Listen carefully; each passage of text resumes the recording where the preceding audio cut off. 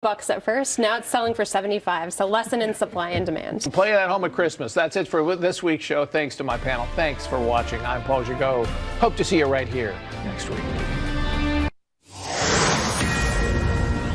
Fox News alert: the Washington Post now reporting that the Trump administration has cut a deal with the incoming Mexican government, potentially overhauling long-standing asylum rules as thousands of Central American migrants look to enter the U.S.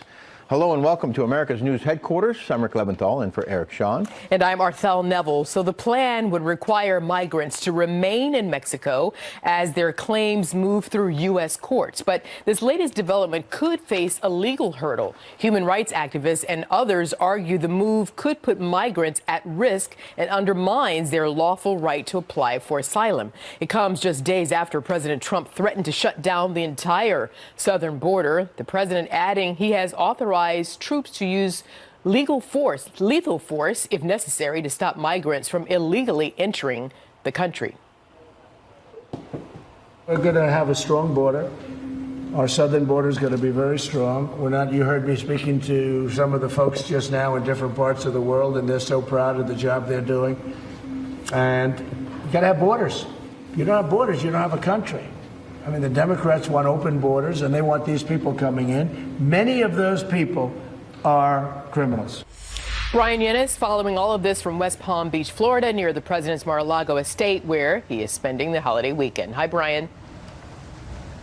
Hi, Arthel. Well, the Washington Post says that this new plan is called Remain in Mexico. Now, look, nothing has been finalized, nothing has been signed. But according to the Washington Post, under this new plan, immigrants traveling through Mexico to the United States seeking asylum will have to remain in Mexico until their applications are processed. On average, Arthel, an asylum application takes about 2 to 5 years to be processed. And you had human rights activists who are saying that's 2 to 5 years with potential refugees staying in cartel-owned territory along the border. Now, both Mexican and U.S. officials hope this will deter people and future caravans. This reported agreement between Mexico's President-elect Andrés Manuel López Obrador and Trump provides a solution to the so-called catch and release policy that the president has continuously railed against. And according to this policy, those who come into the United States seeking asylum are let go into the United States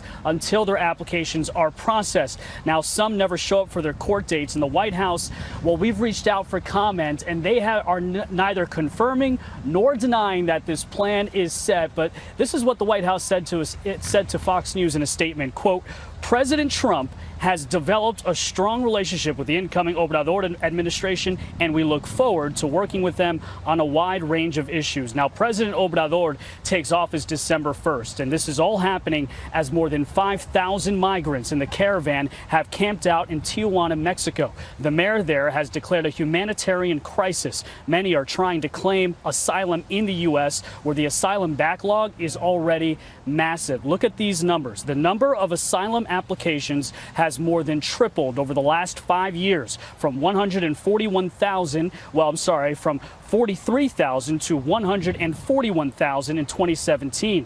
There's a backlog of some 318,000 asylum applications. And as a result, the Trump administration has adopted a last one in, first one out policy. They're trying to go through all of these asylum applications that have recently come in quickly so that they can deter people from trying to come here for asylum cases. All of this as the president is threatening to shut down the government if Congress doesn't come up with some $5 billion that he wants to build the wall. Could there be a shutdown? There certainly could, and it will be about border security, of which the wall is a part.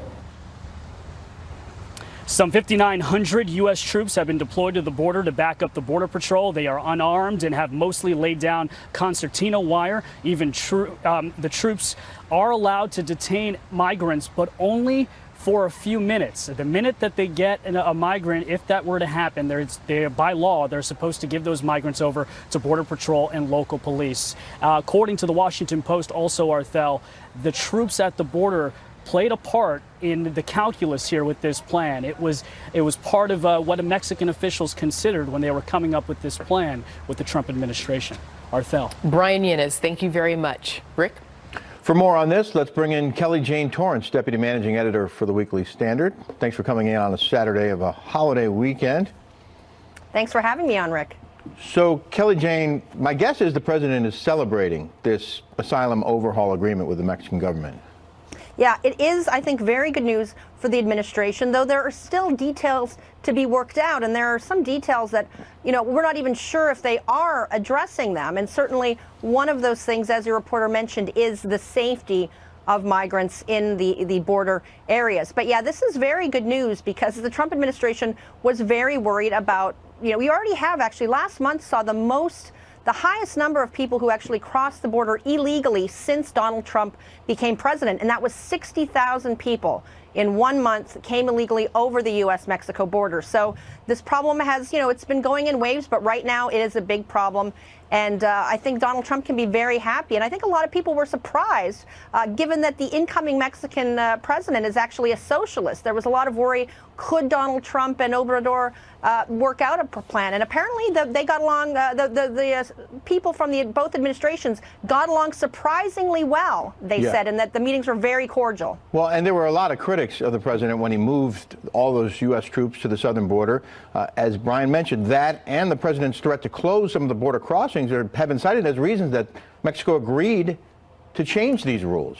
Exactly. Now, the administration has actually been trying to get a deal with Mexico for months now, long before actually the caravan started. That obviously has heated things up and made it a little more timely. They wanted to get it done faster. Mexico has been resisting it. But as soon as Donald Trump put some troops at the border and said, you know what, if this is a problem, we're going to close those crossings down, Mexico did something. And I have to say, one of the pieces of the Washington Post story I found most interesting is you had the incoming Interior Minister, again, of a socialist government, saying, Mexico has open arms, but, we can't allow caravan after caravan to come in here. So certainly I think realism played a big role in people seeing, okay, this is a situation, we have our ideals, we have what we think the perfect world would be, but we have to deal with the world we're in. And even socialists have to do that sometimes. And that world that we're in that world, there's a loophole that allows these migrants, in some cases, to spend years on U.S. soil without legal status, just waiting on a court date. So they're in the U.S.,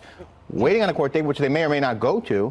And now this would keep them on the Mexican side of the border until their case is resolved.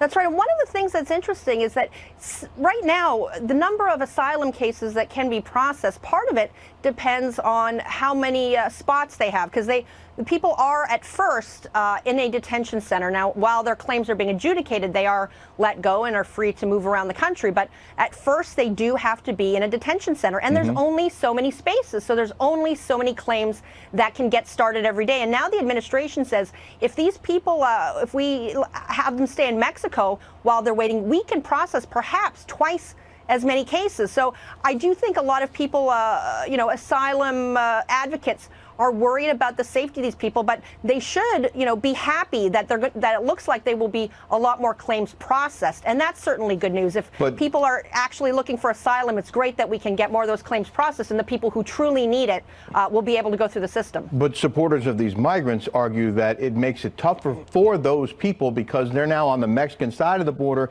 possibly in detention centers there, in an area that might be much more dangerous than if they were allowed in while their claims get processed. That's right, Rick. And I think that needs to be the next step, and that Mexico needs to take a good, hard look at itself and say, why are our areas so dangerous that we are worried that people who have, already kind of risked their lives and gone through a lot just to make it there, we're worried about their safety. I will say one good thing is that business leaders in Tijuana and other border cities have actually welcomed these migrants to work while they are waiting. And it looks like there's about 100,000 jobs that are going to be available around the border areas for these migrants. And I think that's a great first step in that try to improve the lives of these people who are looking for a better life. But the government of Mexico does need to take a look at itself and say, why can we not guarantee basic safety to people who come here? Well, Kelly Jane, I was down in Southeast Texas last month, and you mentioned the numbers going up of people illegally crossing the border. There were 800 to 900 people being detained in that one district every day when I was there. 800 to 900 a day. And there are some who suggest that if you don't let them in legally, those numbers will only go up as people try to find another way to get into the U.S. rather than applying for asylum.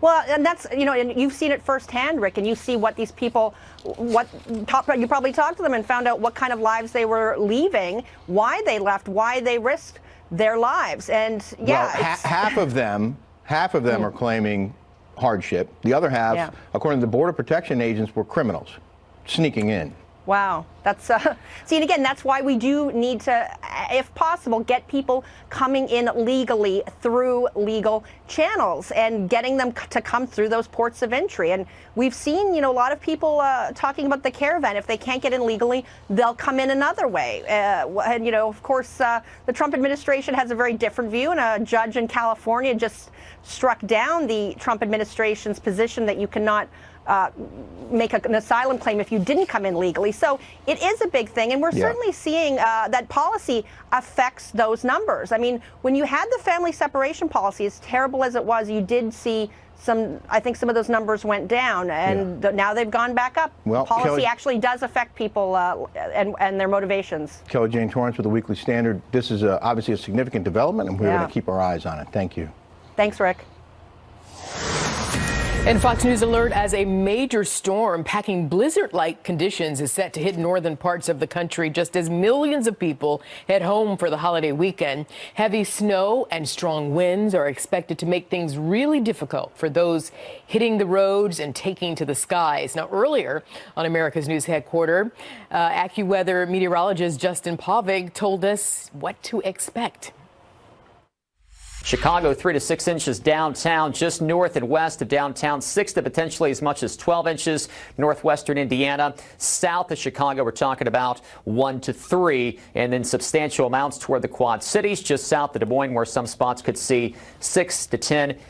Perhaps even 12 inches of snow. And again, like you said, coming at a busy travel time, especially the latter half of Sunday into early Sunday night.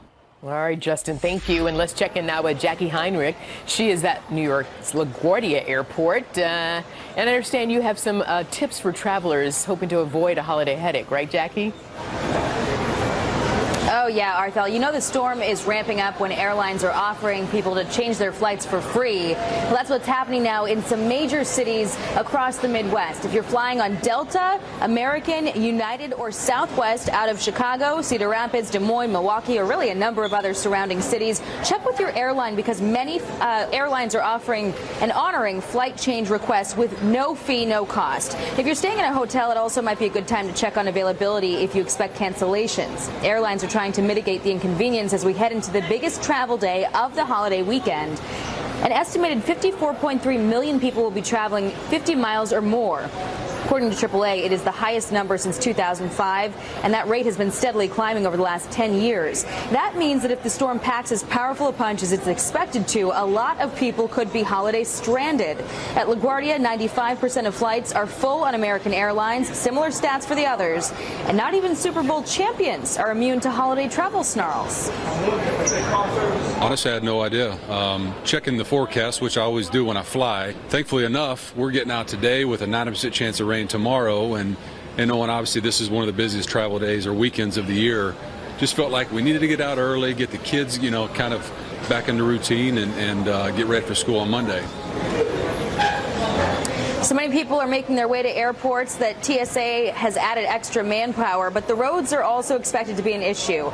According to mobility analyst Inrix, travel by car could take 4 times longer than a normal trip, with San Francisco, New York City, and Boston as the worst expected delays. Here in New York, the Port Authority is recommending that people take public transportation to the airport so the roads don't get clogged. And all of the airlines are recommending that you arrive early. It's pretty bad. We were in traffic for like 20 minutes, which you don't expect at 5 a.m. I've already told everybody they need to go ahead and get all the bad weather, get all the snow. Y'all can have 24 inches. I don't care what you have. But when I get back on December 10th, nothing. It's no surprise the majority of the top 10 travel destinations are balmy and warm this time of year, with 8 out of the 10 in the 50s or higher right now. All those folks, though, enjoying that sunshine have got to go home tomorrow.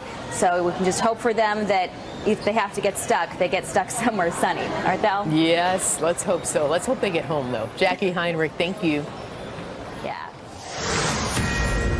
Heavy rains may have helped put out those raging flames in Northern California, but now it's complicating recovery efforts following that devastating wildfire. The charred landscape is now at risk for destructive and potentially deadly mudslides. Jeff Paul is live in Paradise, California, where at least 84 people perished and hundreds more are still unaccounted for. Jeff? Well, Rick, some good news here in Paradise, California. The sun for the first time has come out in what seemed like days. The winds are starting to die down, and it hasn't rained for the past 2 hours. So that's really helping search and recovery crews get out here in higher numbers and work much faster. We're also seeing a lot of utility trucks out here getting to work, getting those electric poles back up in the air and cutting away some of that wire that has fell onto the ground. Now, one of the other things we've seen out here for the first time are animal rescue crews. We're being told the sheriff's office has noticed some stray animals or animals that were left behind. And what these crews are doing are coming in and feeding these animals, anything from chickens, dogs, and cats. And for folks who haven't been through a fire like this that is so devastating and that has moved so fast, some might wonder why on earth anyone would leave their pets behind. But the answer, according to authorities, might not be so obvious or simple. A lot of dogs were taken. People grabbed their dogs, but some people weren't home when the fire exploded, so they had to leave they couldn't go back. They couldn't go back because the fire department would not let them go into a fire. Now, a lot of people want to get back to their homes to assess the damages, but in many cases, it's very dangerous. As you take a look out here, when these homes burn down, you've got all sorts of stuff inside, like metal, plastics, and other things. And when those things all melt together and burn, it can be pretty bad to sift through if you ingest it. So they're really taking their time on allowing those folks back in. We are hearing just within the last 15 or 20 minutes or so that some areas, they're starting to let people come back. But in those cases, they're only letting them come back for about a day, a 24-hour period, so they can check out the damages, maybe salvage a few items, and then get back down to a safer area like Chico, California. Rick? Jeff Paul in that hard-hit area. Jeff, we appreciate your time and your reporting. Thank you. A gunman is still at large after police say officers shot and killed the wrong man during a Thanksgiving night mall shooting. So what went so tragically wrong? Plus, President Trump appears to dispute the reported conclusions made by the CIA on the murder of Washington Post columnist Jamal Khashoggi while defending our country's strategic partnership with Saudi Arabia. So what should the U.S. policy toward the kingdom be as the administration walks a diplomatic tightrope? We have a very strong ally in Saudi Arabia. We have an ally that said they did not.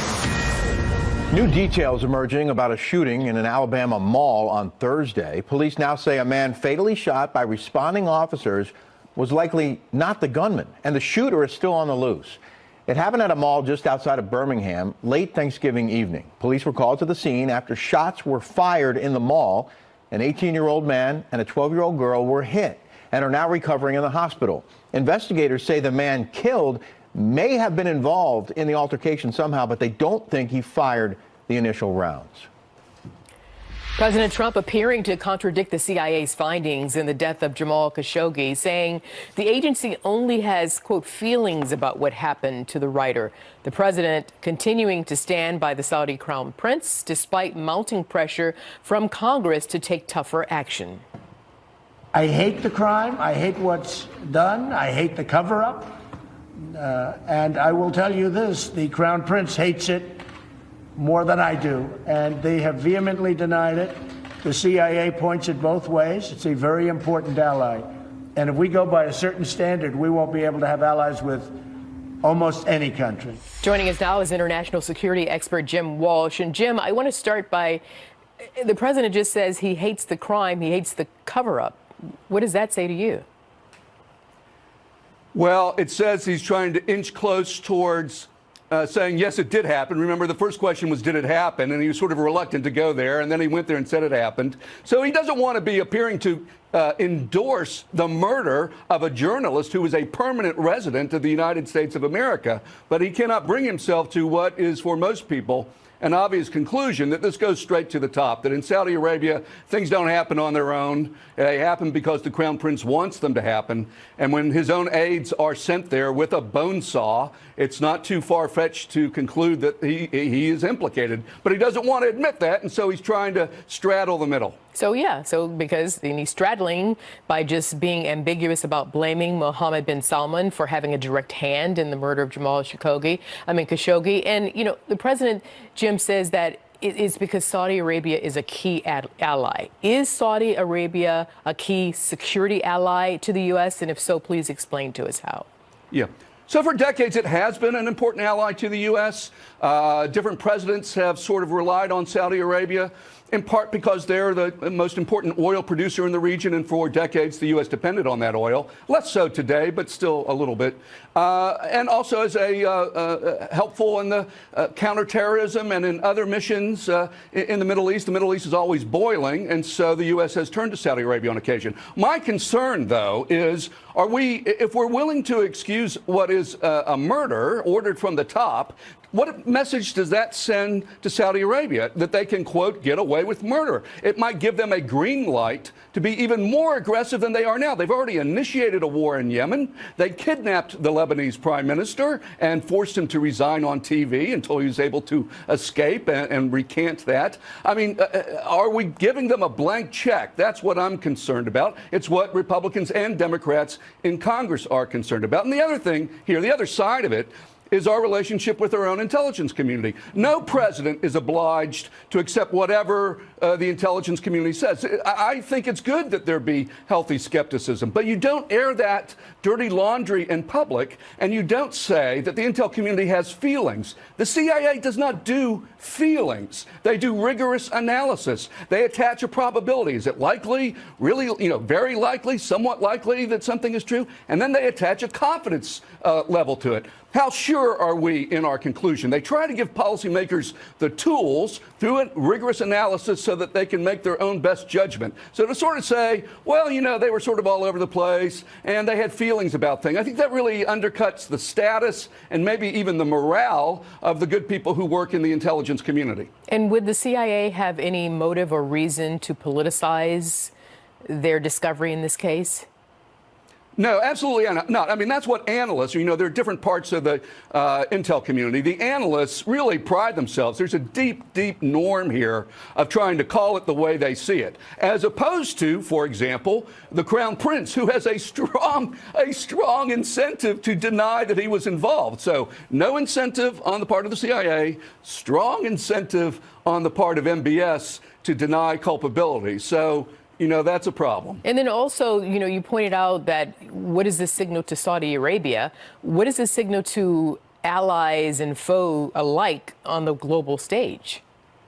Yeah, I'm a little concerned about that, Arthel, because when you sort of publicly, it's fine. As I said, if the president comes to a different conclusion based on the evidence he reads, great. I have no problem with that whatsoever. When you put that out in the public and say, I disagree with my intelligence community, which he's done several times now flash forward 2 years, Assad in Syria or some other tyrant uses chemical weapons, and our intelligence community comes out and says, you guys did it.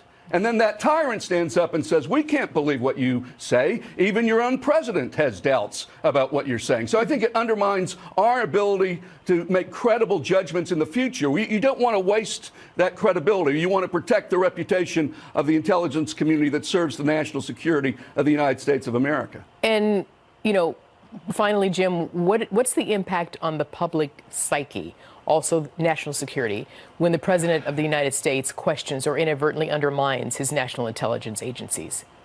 Well, I think it just weakens. It's just another, drip, drip, drip. It weakens confidence in institutions. America is a democracy. We survive because we have important institutions and democratic principles, democratic with a small d. And so we want to believe the president is doing the right thing. We want to believe that the FBI is fair, free and fair. We want to believe that the intelligence community calls them the way they see them. And when we start to throw dust on that, I think it undermines the institutions of a strong democracy. Jim Welch, we have to leave it there. Always appreciate your analysis. Thanks, Jim. Thanks, Arthel. Take care. The effects of climate change laid out in a newly released report, researchers warning of the far-ranging impact it could have on everything from the U.S. economy to human health. Plus, new developments in Special Counsel Robert Mueller's Russia investigation as the associate of a Trump over his knowledge of WikiLeaks obtaining hacked emails from Hillary Clinton's campaign chairman during the 2016 election. Former Watergate Special Prosecutor John Sale weighed in earlier on this on America's News headquarters. The next big question is, from the Russians to Corsi to Stone, okay, but what about the other side of the football field, from Stone to anyone in the campaign? And the only way they get there is if Roger Stone cooperates and tells the Mueller what the Mueller team believes is the truth. Maybe the truth is there was no information passed on to the campaign. Garrett Tenney is in our D.C. bureau with more on this. Garrett? Well, Rick, Jerome Corsi's connection to Roger Stone is key here because investigators have been trying to connect the Trump campaign to Russia and looking into the contacts of Trump's associates with WikiLeaks to do that. Back in 2016, Corsi told friends that he believed WikiLeaks had the emails of Clinton campaign chairman John Podesta and that they would release them as an October surprise. Once that happened, prosecutors wanted to know if Corsi had a secret contact with WikiLeaks and if he'd used that to pass information along to Trump advisor Roger Stone, who then could have shared it with the Trump campaign.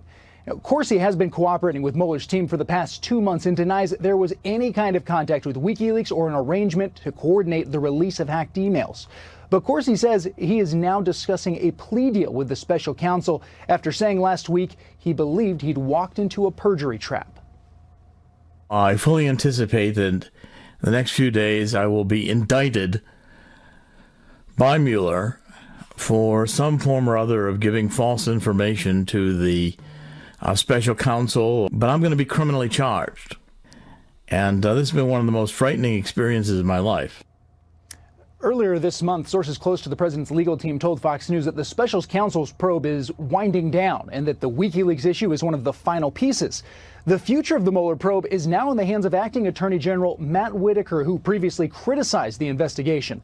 This morning, former independent counsel Ken Starr said Whitaker could now complicate Mueller's work if he wanted to. He can influence major decisions, major steps. Now, that's not self-defining, that's a judgment call. But he cannot, under the regulations, interfere with the independence of the day-to-day operations. Now, if Whitaker did decide to step in, he would be required to provide Congress an explanation. And with their newfound majority in the House, Democrats have promised to hold him accountable if he takes any steps against Mueller's investigation. Rick? We'll keep an eye on this. Garrett Tenney in Washington. Garrett, thank you. You got it. A new report is laying out the impact of climate change. The findings come with a dire warning: global temperatures are on the rise. Researchers warn climate change could ultimately cost the U.S. hundreds of billions of dollars, and global warming could result in untold damage to human health and quality of life. Ellison Barber has more now from Washington. Climate change is negatively impacting the United States now more than ever. That's according to the latest National Climate Assessment. The report found that many extreme weather and climate-related events have already become more frequent, intense, and widespread. The authors of this report say they expect many of those events to continue to increase or worsen. And this warming trend can only be explained by human activities, especially emissions of greenhouse gases into the atmosphere. If there is not substantial and sustained global mitigation and regional adaptation efforts, the report warns, climate change is expected to cause growing losses to American infrastructure and property and impede the rate of economic growth over this century. This report is over 1,600 pages. It looks at the impacts of climate change now and in the future. It says that some aspects of our economy could see some improvement in a warmer world, but long-term, officials say it's going to hurt the U.S. economy. According to the report, weather and climate disasters have cost the U.S. nearly $400 billion since 2015. This sort of assessment is released every 4 years. It's mandated by Congress and the Global Change Research Act of 1990. 13 federal agencies are part of the group that worked on this report. The Trump administration released it, though the report seems to contradict some of President Trump's views on climate change.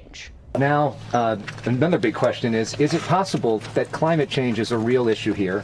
Well, we'll be looking at everything. I mean, it is land management and it's forest management, really, is what you mean. But we're going to be looking at every factor, and we're going to get to the bottom of it, and I think we can do it fairly quickly. Economies and industries that are said to be particularly at risk are things like agriculture, tourism, and fisheries. Back to you guys. All right, Ellison Barber, thank you very much. There is new information about a large percentage of young voters who stayed home this past election day. So now both political parties are wondering how they can tap into this potential voting base ahead of 2020, and we'll take that up with our panel next. And Nancy Pelosi appears to be inching closer to becoming the House Speaker.